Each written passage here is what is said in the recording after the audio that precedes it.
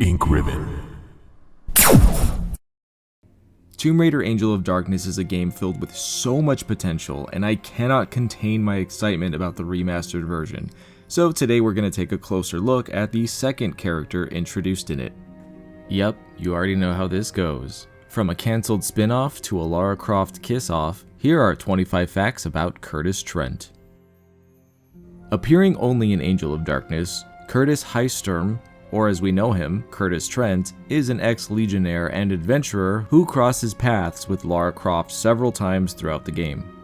Kurtis is the first playable character in Tomb Raider besides Lara Croft. He's also the first playable male character. Kurtis's original name was Kurtis Bracelin. He also had a few different designs before they settled on his final one. Kurtis is American, originally from Utah and then moved around Europe and the Middle East. His mother was of Navajo descent and his father was German. He was born into the group known as Lux Veritatis, who are a secret order of warrior monks. His parents tried to raise him as one of their members, but he refused and left.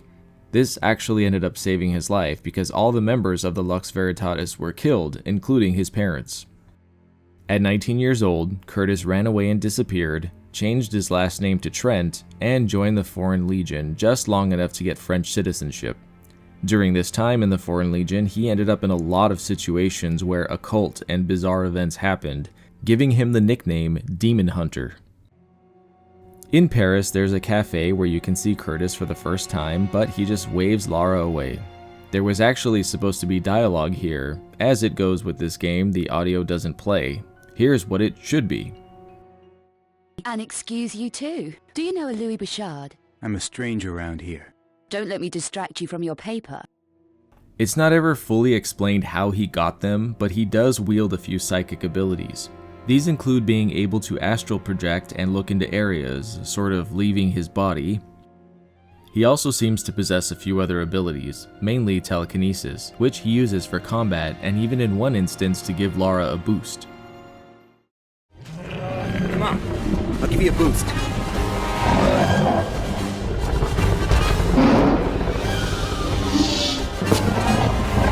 Kurtis, quick! Here. Initially called the Chatka in early designs, Kurtis has a special weapon called a Chirugai, which is a sort of bladed frisbee that he can control psychically. It's an heirloom from the Lux Veritatis and is made from a rare meteorite alloy. His firearm is a handgun called the Boran X, which seems to be based on the Browning HP. In the remasters, which as of writing this video I haven't played yet, he was given a few new abilities, like being able to project a psychic shield around himself, shoot around corners, sprint, and he can now use the Chirugai in normal combat if he runs out of ammo. Normally, I don't post stuff that I can't prove, but this comes from the Tomb Raider website directly, so if it's not true, I don't know what to say. On top of his restored and added abilities, Kurtis got a bit of a redesign, having improved features and details, especially his hair. On that topic, I have to mention that when I was working on my cosplay for him, I realized his hair is absolutely nonsensical and appears different in every depiction of him. I think they were going for an emo look, and I know that graphics were a limitation at the time, but this is how the wig turned out.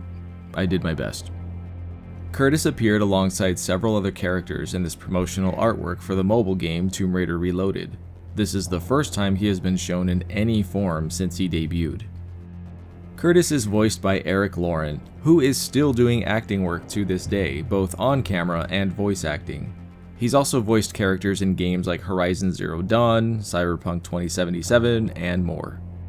Kurtis appeared in the comic series as well, showing up in issues 33 and 34, as well as being mentioned a few times. It's worth mentioning the comic books have a separate timeline of events and aren't necessarily canon. In these comics, there's an alternate retelling of the events of Angel of Darkness, like for example, Lara and Kurtis meeting in Paris after he helps her defeat some Cabal assassins. Then they go to visit Madame Carvier together, where she tries to kill Lara. If you know the events of the game, it's really interesting to see this bizarro world of events, but they more or less follow the events of the game, with Kurtis even getting impaled, but surviving. Fans have long speculated that Kurtis and Lara may be a romantic item, mainly due to the infamous Louvre cutscene, but the comics help reinforce it. At the end of the comic issue 34, Kurtis and Lara kiss each other goodbye. Also, to anyone who gets mad about Kurtis touching Lara when he's searching her for the painting, I'd like to mention that she does the same thing to him later on in the game. Even though this game featured his first and only appearance, Kurtis was planned to become a major character in the Tomb Raider franchise. The first of which were plans for him to have his own spin-off game, where he would be in New York and living out of his car, still running from his past. The document details suggest it would have been a third-person action-adventure game with hand-to-hand combat, guns, and the use of his psychic powers, while focusing on search and destroy missions. Lara would have possibly appeared at some point in the game, but I guess we will never know.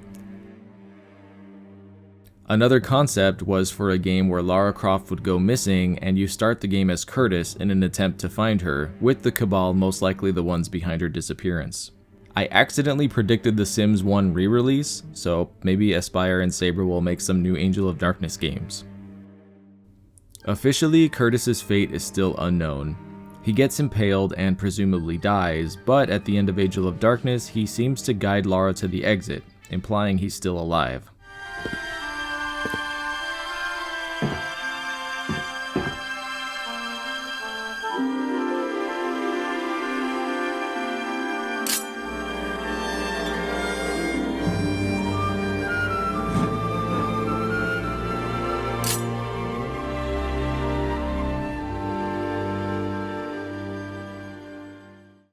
This is also semi-confirmed in the novel Tomb Raider: Path of the Black Alchemist, which is the sequel novel to Angel of Darkness. It shows that Kurtis actually did survive, being saved by the daughter of Matthias Vasily, where Lara ends up meeting up with him. Also, if you're interested in learning more about the story from the novels, they're available as free ebooks on the author's site. I'll put the link in the description for those who are interested. As of 2021, Crystal Dynamics announced that all the Tomb Raider timelines will be unified, including Angel of Darkness, which means there's a good chance we may see him again in the future. Some Tomb Raider fans really don't like him, while others think he should have his own game. What do you think of Kurtis? Let me know down in the comments, and if you enjoyed this video, be sure to check out my 50 facts about Lara Croft, which I think was actually my first facts video ever. Anyway, don't forget to drink water, and until next time, I'm Kai Morgan, and as always, thanks for watching Ink Ribbon.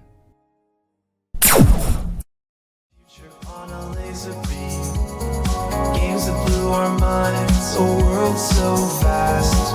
It's still dreaming, the Sega Dreamcast.